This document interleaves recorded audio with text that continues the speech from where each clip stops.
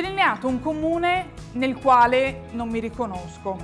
Ora, giustamente mi si potrebbe dire, vabbè, guarda, c'è Porcia, c'è Roveredo, vai.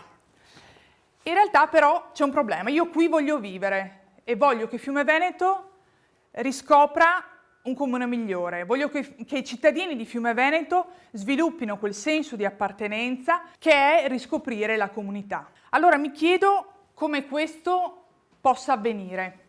Dobbiamo lavorare, non possiamo lavorare da soli, dobbiamo lavorare insieme come squadra e la squadra è fondamentale. La squadra, l'obiettivo comune, la ricerca dell'obiettivo comune sono fondamentali. Fondamentali per ricreare il concetto di comunità. Che cos'è la comunità?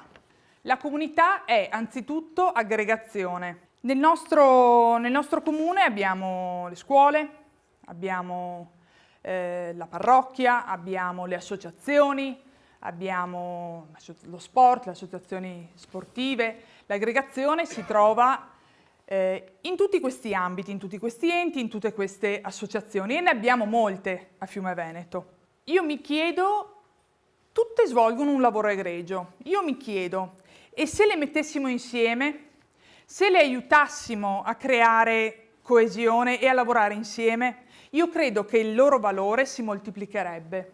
Hanno dei compiti fondamentali, importanti, diversi e fondamentali. Hanno il compito di istruire, di crescere, di educare, di formare, di divertire. Hanno il compito di tutelare e di aiutare. E non dimentichiamoci anche quello che è il ruolo fondamentale di guida che queste associazioni hanno.